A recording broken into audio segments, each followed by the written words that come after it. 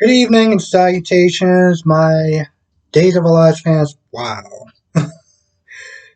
Let's talk about Xander and Maggie for a minute, because I'm going to be honest. Maggie kind of annoyed me in this scene. She came over and she was talking about Sarah, and, this is when she starts talking about, oh, well, Sarah, still considers you the love of her life, and, Xander's like, well, I mean, that's cool and everything like that, but I'm getting married to Gwen in less than a week.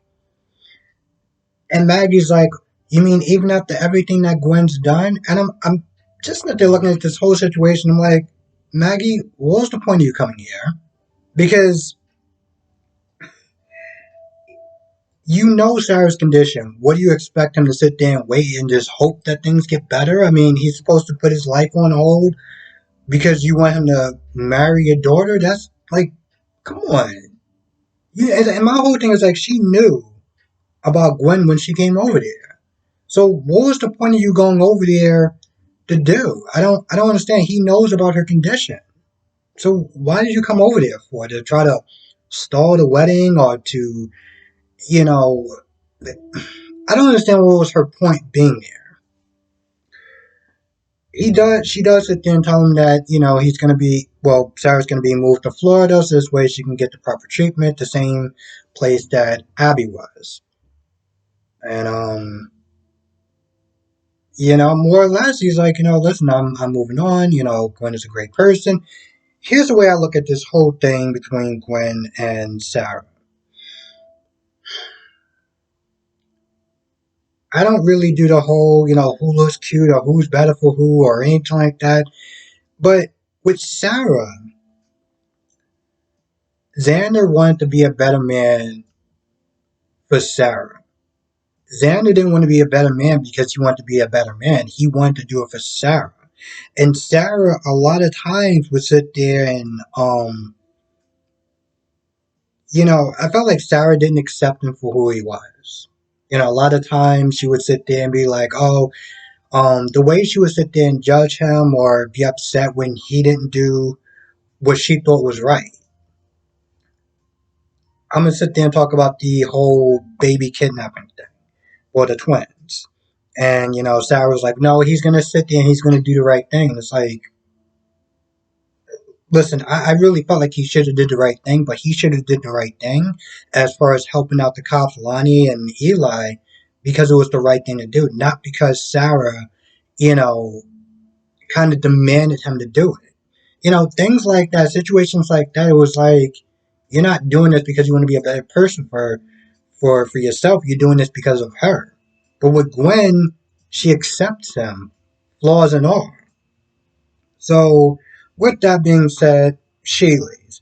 Now, Gwen came over at Abby's place, and Gwen was like, well, first of all, she started being super phony and super fake. Oh, how the kids doing? I miss them. This, that, and the third. Why I am now aunt now. It's like, you didn't feel that way when you didn't know. You know what I'm saying? You didn't feel that way before. I'm pretty sure she called them brats. Um, and she seemed like she was kind of annoyed with just, taking care of them. But now she wants to come in and talk about, oh, I miss them, this, that, and the third. Hell out of here. And Abby's like, get to the point, because you already starting to work my nerves, like just being super fake. And Gwen is like, I want you to be my matron of honor. I'm like, what? What? Abby's like, don't you still hate my guts? Because I'm pretty sure you still hate my guts. Like even currently now, you literally said that me trying to find Sarah was a way to screw you over. So what changed? And, Gwen comes up talking about, oh, it's our father, and, he'll be happy for us to be together, this, that, and the third, and just, completely trying to guilt trip her. This is after um, Abby was like, you do know that I still think that you were an accomplice towards my kidnapping, right? It's like, yeah, but I want you to be my matron honor. And then, she starts guilting her with the whole dad card. And Abby says yes. Abby says yes. I mean, here's the thing. Abby does not want to sit there and be cruel after her so-called pouring out her heart, you know. Oh, I want to really be real sisters with you one day, this, that, and the third. She's not going to be cruel like that. Um, so she agrees. But I just, the thing is like watching that whole scene and watching her tell Ava, a girl's got to do what a girl's got to do. After knocking her over the head with a shovel, you could have killed her. Let alone knocked her out unconsciously. You could have killed her. On top of that, yeah, you knew about you shipped off Abby to be a prisoner with Sarah, and you're just like, so her.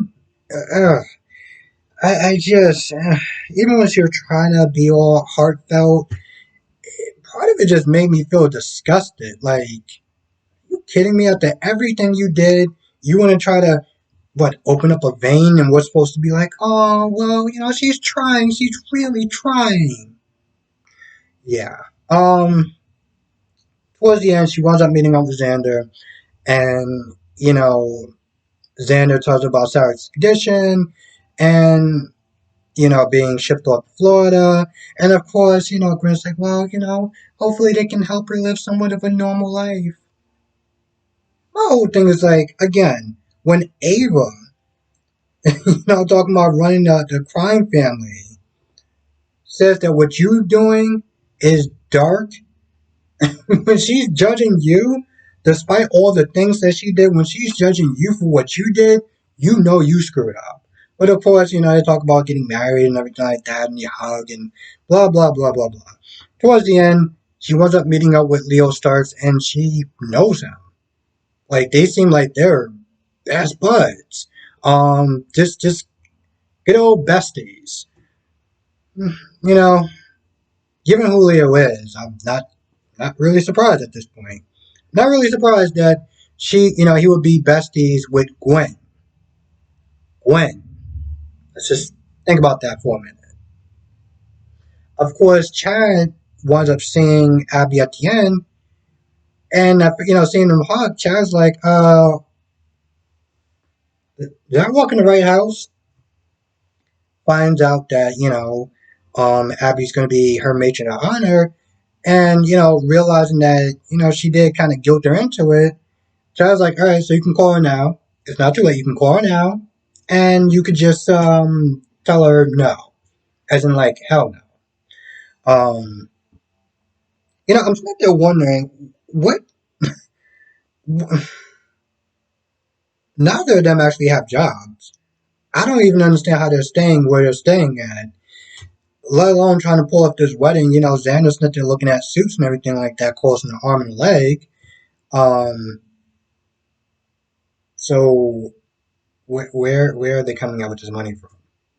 I mean, Xander's not exactly really close with his family, which now would probably be a good time to be like, hey, Victor, I know that, I practically told you to, kiss my ass as I was leaving, but, uh, you kind of spot me a little bit. I just don't understand how they're, like, surviving off what? Credit cards? Because at some point they are going to ask for the money back. I'm just saying, they're going to ask for the money back at some point.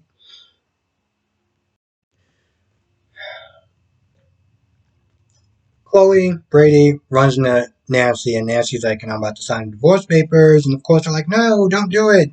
Stall. Stall until we come up with enough proof to get rid of, Leah out of Dad's life. And at this point, Nancy's like, we tried everything.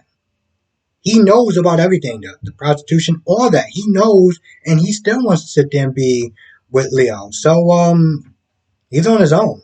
And of course, she sits there and tells him, by the way, I also really can't do that because, well, Marlena's only at that job still because I made a deal with him as far as getting him a fast divorce. So if I stall, she loses her job. Now, I find that kind of funny because technically she still shouldn't have a job. I just don't understand, and I said this yesterday, that I don't understand why the board is like, Hey, does everyone know that Marlene is still working there? Didn't we tell that new guy to fire her? Didn't we get rid of Kayla for doing the same thing? And somehow she's still there. Maybe we should sit there and fire Craig, and then we can just fire her. No, we're not going to do that. Don't make sense. Okay, we're not going to do that. Soap operas and their logic. So Leo, you find out eventually he was sitting there talking to Jackie on the phone. And one of the things he says is, "Oh well, we're not gonna let that bitch. That bitch is not gonna sit there and stop us or whatever." And Craig walks in, and Craig is like, "You don't need to sit there and talk to Nancy like that. Like she's already signed the papers, and just have a little more compassion and understanding." And Leo's like, "Well, yeah, but I wasn't calling Nancy a bitch. I was calling your daughter a bitch." And I felt like at that point, that whole conversation should have been shut down and be like, "I'm sorry, what'd you say? Did you just did you just refer to my daughter as a bitch? Is that what you just said?" But he seemed like he kind of just took it in stride and was just like, "Well, you got to understand, she's my daughter. She's important to me." Not being outraged by the fact that this man just called your daughter the equivalent of a female dog. And somehow we just gonna let that just ride out, right? We just we just go with that. I mean, I'm not just saying you gotta, I don't know, smack somebody, but I felt like the blood pressure should have been a little bit higher than what it was. Yeah, I felt like that might have been a little more appropriate. But Leo does sit there and say that he's gonna, after Craig is like, just give her a chance, and Leo's like, listen, I'm gonna try if she will. Leo does wind up meeting out with Brady and Chloe, and he's like, hey, I want to broker a truth, some truce or whatever. I want to get some peace, for your dad's sake. I'll try if you try. And he convinces them to, have a couple of drinks. Well, sparkling water for Brady, but, some drinks for her. And eventually, he does wind up leaving. Now, they did hear him talk about someone named Jackie. And when Brady comes to Sunny and brings up the name Jackie, this is during the time of that whole Peacock story, beyond Salem. I guess there was a woman there that was one of his, good old crime buddies or whatever. Um, I'm gonna be honest, I kind of stopped at the like maybe the second or the third, which is kind of stupid when you think about it, because I could have just finished the whole thing. But I also kind of look at that whole thing and like, are they gonna be moving forward with that? Yeah, like, are they gonna be moving forward? Because here's the thing, I did enjoy that. If they do move forward with that, I might actually have to watch it because it was fun. It was fun for the most part. It was definitely fun. My only thing is that there was a lot of stuff that didn't really make that much of an impact towards towards the main show. They didn't really talk about it. It was almost like it just didn't really happen. It didn't even really exist. I guess they didn't want to leave people out. I don't know. But anyway, Sonny's like, yeah, I know that name or whatever. So, I guess it's gonna fire up Brady to sit there and continue his quest with Chloe to take down Leo, the big bad wolf, or whatever. I'm so over that part of the storyline. But you know what the sad part is? As much as I'm over that storyline to an extent, I would take that story. I would take that story. I would take the whole Chloe and Leo story any day, even with Nancy and Craig, than watching B&B, those damn hospital scenes. So I guess they're above that. So I'll give them some points.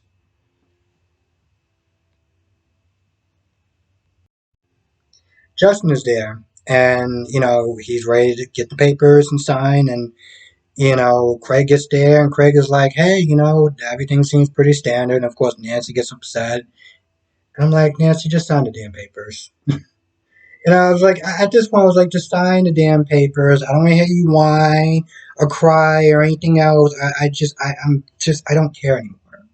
Okay, I don't care. I feel like at this point, half of this stuff is not even really tracking as far as Marlena keeping her job because Nancy blackmailed Craig into giving him a fast divorce. Just sign the damn papers. So after her nudging and grudging, she signs the damn papers, and Craig is like, "Hey, let's have one last drink." Okay. All right. Why not? Why not? Let's just drag this out even further. Why not?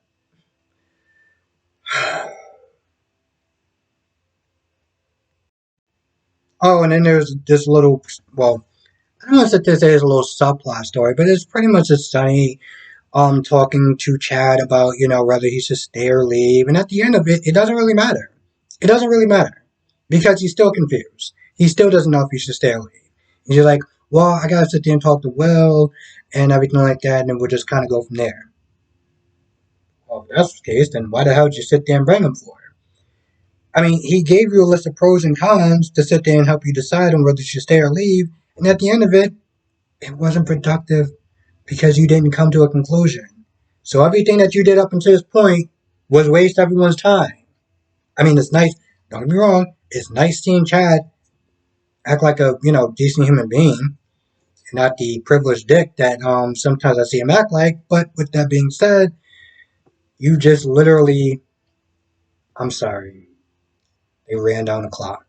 Somebody got to sit there and be the clock runner. And every show, and every show, every soap opera, there's always that one person that just got to be, the clock runner. Where a storyline is not really that super amazing. Even if you do like them, you kind of realize that you're just there to kind of. We're good. All right, we're gonna go now. Hmm, let me double check the notes. Oh, and there's a comment about Chad going to go see Ralph again, and Ralph is like that drug shouldn't work. And of course, Abby's like, well, this all works out very convenient for Gwen. No, we're not gonna try to put anything together. Those lines just are gonna be throwaway lines. Okay, yeah, that's cool. That's cool. It's kind of what we do here. I feel like that's about it. So with that being said, I'm gonna go. I want to thank you for watching. Be safe. I will see you in the next video.